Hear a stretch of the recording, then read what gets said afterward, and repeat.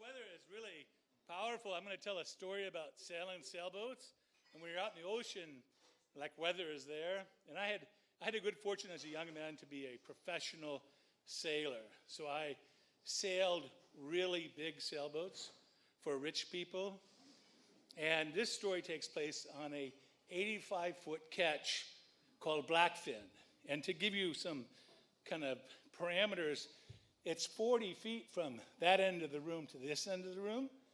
So this sailboat is twice as long as this room.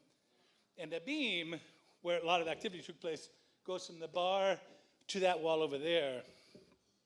And the mast in this sailboat was 106 feet high. This mast, this here, is 25 feet, is your roof here. So 4 times this. Okay, and it was a big white sailboat. It was a beautiful sailboat. It was what's called a maxi boat. And the rich person who owned it was from Liechtenstein and had a ton of money. And he had 6 men who were paid professional crew, and I was one of them. And he'd say, oh, I want the boat in the Red Sea. I want to take my friends there. And then he'd say, oh, I want the boat in Singapore. And we would just sail this boat around the world wherever he wanted because he had a ton of money. And you know, the crazy thing is that this was a huge boat. I think about this because the first house I ever bought was on the east side of Olympia, and the house was 1,000 square feet. In fact, 960 square feet was the house I bought up on Bethel Street. Well, the mainsail on this boat, which is one of 3 sails, was 1,200 square feet. So the sail was bigger than the first house I ever bought. Okay? So we're sailing along, and there's 6 guys, me and 5 other guys. And we're just doing what's called a delivery. I mean, we're sailors, we're sailing this boat. And we're sailing from Sri Lanka, which is in the bottom of India. It's a big island, it used to be called Ceylon.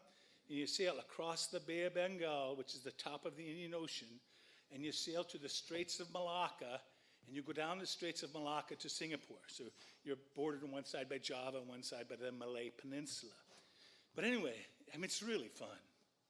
And there's 6 guys on a yacht that cost, back at the time, it cost $750,000, so it's probably $2 or $3 million now.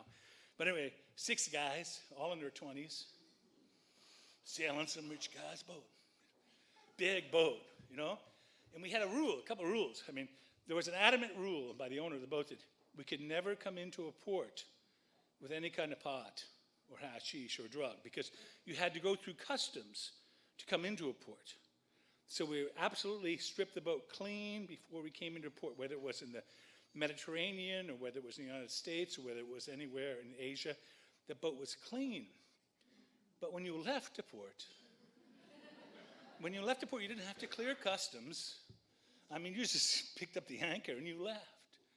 So we left Sri Lanka, Colombo in Sri Lanka, and it was exotic as it sounds. It was hot and stinky and smelly and beautiful.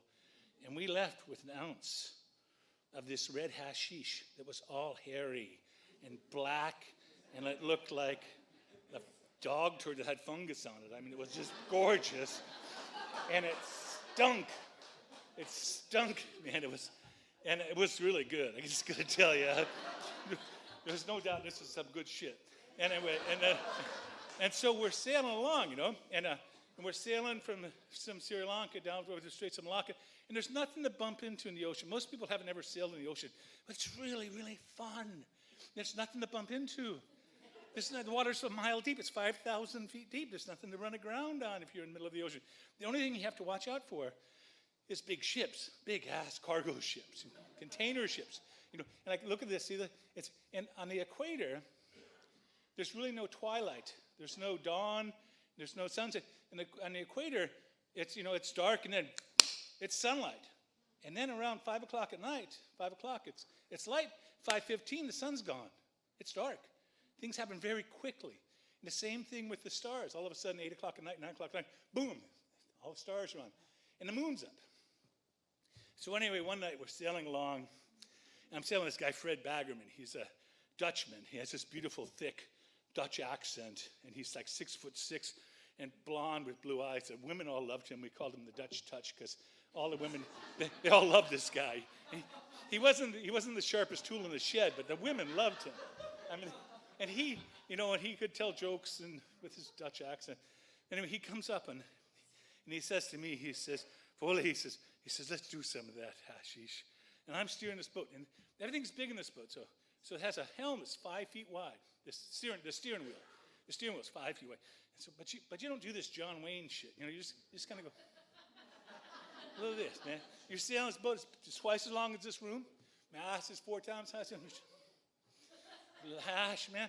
So Fred falls asleep. He's up in this cockpit up there. It's just like 85 degrees and it's warm and it's dark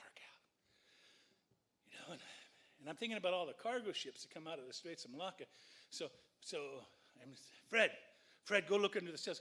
But that's his job as the mate, is to go out and look under the sails or go up to the bow and look around the bow. Because you can see 50 miles, but someone has to look every once in a while. Fred doesn't hear me. He doesn't fucking hear me. So it's dark out, and I go like this, and I look under the sail, and there's this giant fucking ship bow light of a ship that's coming down on us, and we're gonna die. We are gonna fucking die. And I scream, I say, everybody, get up, we're gonna die. And I'm yelling at everybody, and they're screaming, and I hear mom running around, and they come up, and I'm like, and I see my mother, I see my father, I see my brother I don't even like, and I'm gonna die, because you can't turn above. And the skipper, his name was Chucky, he comes up, and he looks under the sail, and he freezes. He stops, and everything gets real slow-mo. And he looks at me, and looks at Fred passed out.